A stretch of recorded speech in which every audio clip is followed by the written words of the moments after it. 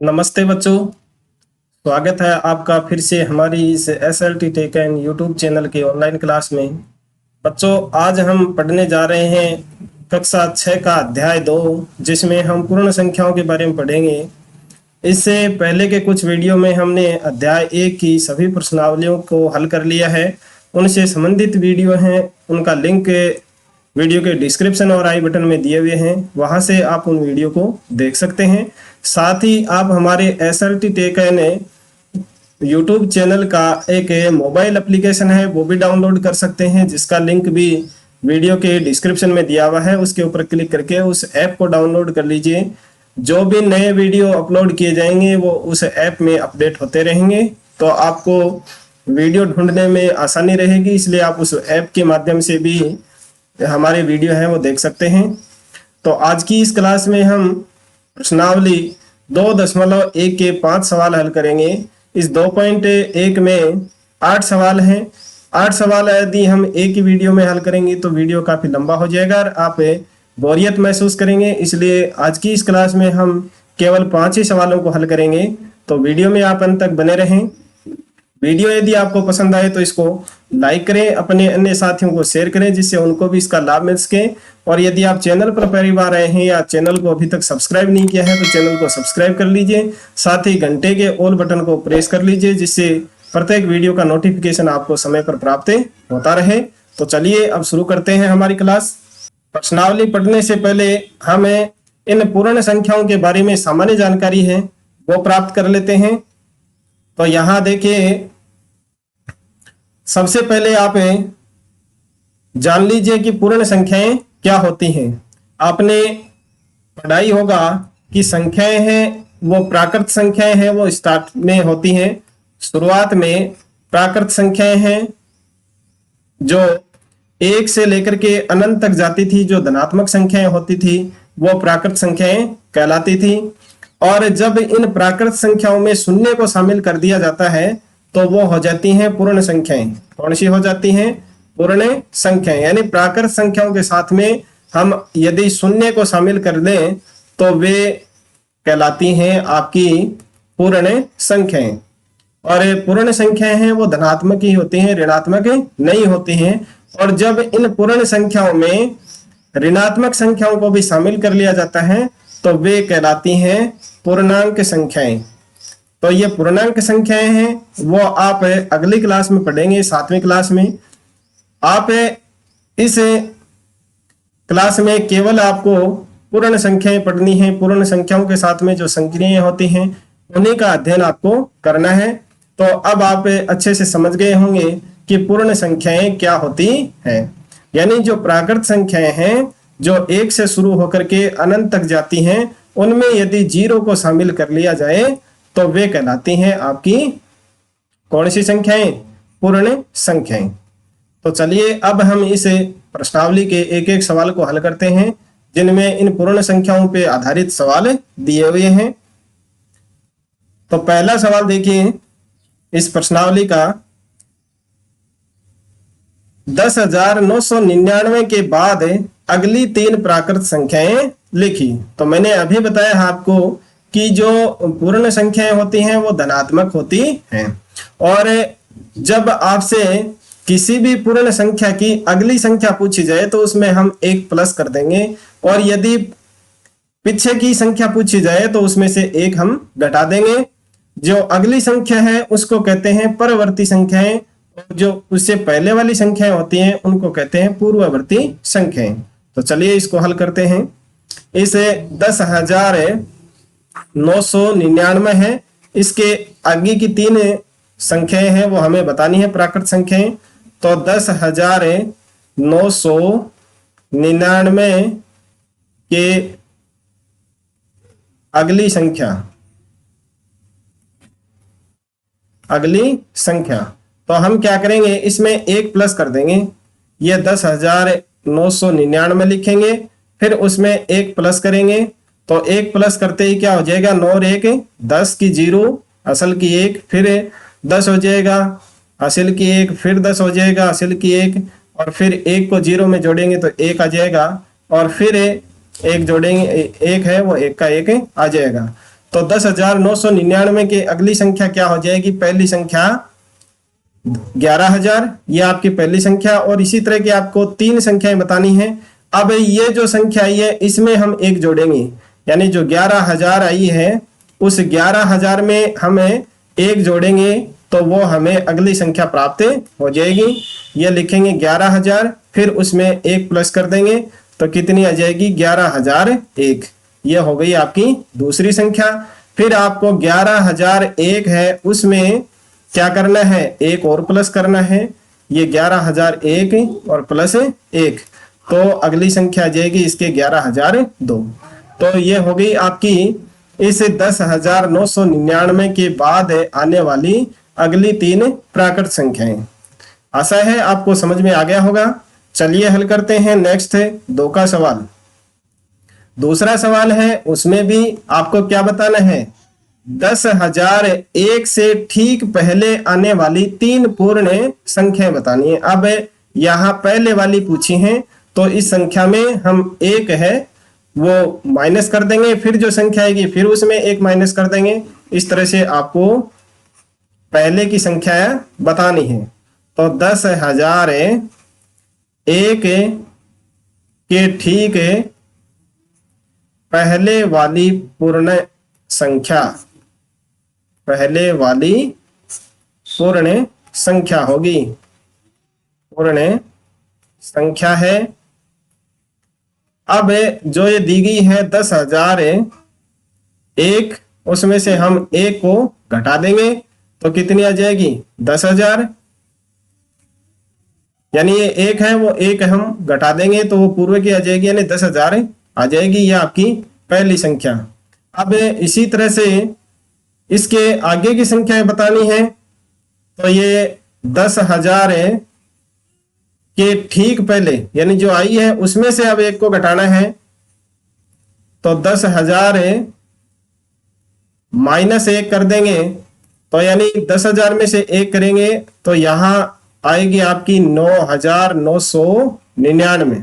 अब 9,999 जो संख्या आई है तो इसमें से हम एक को माइनस कर देंगे। 9,999 माइनस 1 तो आ जाएगी आपकी 9,998। ये हो गई आपकी तीसरी पूर्ण संख्या। तो इस तरह से आपको दूसरा सवाल है वो हल करना है। अब देखिए नेक्स्ट तीसरा सवाल। तीसरा सवाल है उसमें आपके दिया गया है सबसे छोटी पूर्ण संख्या कौन सी है। तो देखिए अभी मैंने आपको सामान्य जानकारी बताई थी, उसमें आपको बताया गया था कि जो प्राकृत संख्याएं हैं उसमें शून्य को शामिल कर लिया जाए तो वे पूर्ण संख्याएं कहलाती हैं।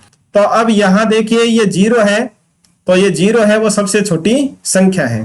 तो इसका आंसर है वो आप क्या लिखेंगे? सबसे छोटी पूर्ण संख्या, सबसे छोटी पूर्ण संख्या 0 है। ये आपको याद रखना है। अब देखिए नेक्स्ट चौथा सवाल। चौथा सवाल है उसमें आपको 2 पूर्ण संख्याओं के बीच की संख्याएं बतानी है।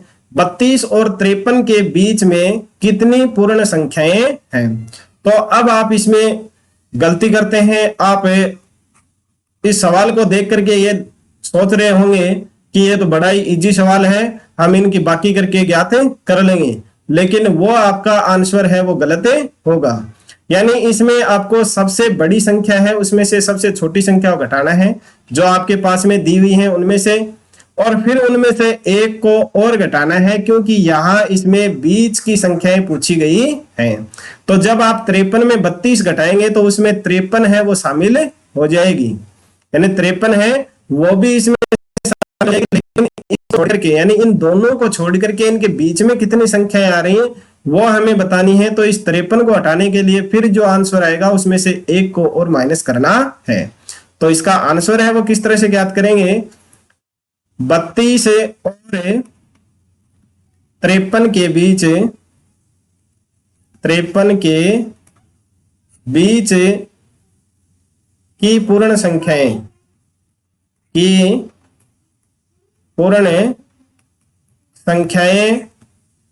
हैं। इसके लिए क्या करेंगे, जो बड़ी संख्या है 53 है, उसमें से हम घटाएंगे 32 को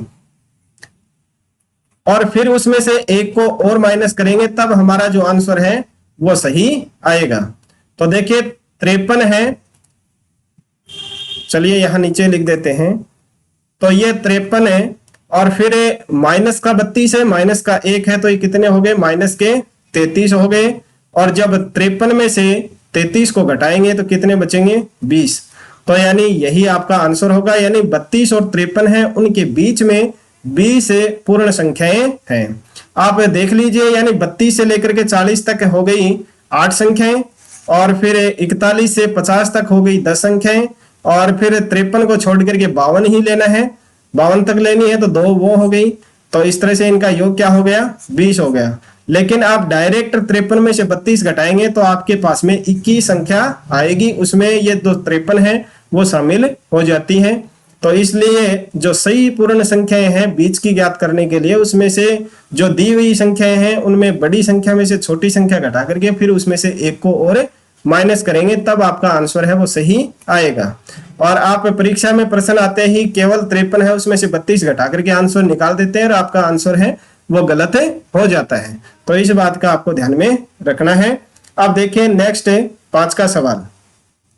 5 का सवाल है, उसमें आपको 2 आंसर ज्ञात करने हैं, सॉरी एक ही बताना है। निम्न के प्रवर्ती संख्याएं लिखिए, यानी इनके बाद में आने वाली संख्या है वो आपको बतानी है। तो देखिए इसका हल है वो कर लेते हैं। 4 इसमें दिए हुए हैं, ए वाला है उसका हम आंसर ज्ञात करते हैं। इसमें दिया गया है 24,40,701 है, उसके परवर्ती, परवर्ती का मतलब अगली संख्या बतानी है, के परवर्ती संख्या होगी। अगर पूर्ववर्ती पूछा जाए तो 1 को घटाएंगे और परवर्ती पूछा जाए तो फिर 1 को जोड़ेंगे। तो ये 24,40,701 है, उसमें 1 हम और प्लस कर देंगे तो वो आ जाएगी इसके परवर्ती संख्या। तो यह हो जाएगा 24,40,702, ये इसके प्रवर्ती संख्या होगी। आपको आंसर है वो इसी तरह से लिखना है। अब देखिए बी वाला है, उसमें दिया गया है आपके 1,199, 1,199 के परवर्ती संख्या, परवर्ती संख्या होगी। तो जो 1,199 है, इसमें भी हम 1 को प्लस कर देंगे तो यह हो जाएगा 1,200। कितनी हो जाएगी, 1,200। अब देखिए सी वाला, इसमें दिया गया है इकाई 10,99,000, 10,99,999 के परवर्ती। तो इसमें भी आपको 1 प्लस कर देना है। 10,99,999 है, उसमें प्लस 1 कर देना है तो आपका आंसर आएगा यहाँ 11 लाख हो जाएगा, क्योंकि 99,000 है उसका 100,000 हो जाएगा, इसका मतलब 1 लाख इसमें बढ़ जाएगा। तो यानी ये हो जाएगा 11 लाख। कितने हो जाएंगे, 11 लाख। इकाई, दहाई, सैकड़ा, हजार, 10,000, लाख, 10 लाख, 11 लाख हो जाएंगे। यानी 99,999 है, उसमें 1 प्लस करते ही 1 लाख बन जाएगा। तो 1 लाख इस 10 लाख में प्लस हो जाएगा तो 11 लाख आपका आंसर होगा। तो ये हो गया सी का। अब देखिए डी वाला, डी है उसमें दिया गया है आपका 23,45,670, 23,45,670 के परवर्ती संख्या, परवर्ती संख्या। तो ये जो संख्या दी गई है उसमें हम 1 प्लस कर देंगे, 670 प्लस 1, तो ये हो जाएगी 23,45,671। तो इस तरह से यह हो गया आपका 5 का प्रश्न। तो आज के वीडियो में बस इतना ही। ये वीडियो आपको पसंद आया है तो इसको कर दीजिए लाइक और अपने अन्य सहपाठियों को भी शेयर कर दीजिए। किसी भी प्रश्न में अगर कोई डाउट है तो वो कमेंट करके जरूर बताएं और चैनल को सब्सक्राइब करना ना भूलें। मिलते हैं अगले वीडियो में, तब तक के लिए नमस्कार। Thank you.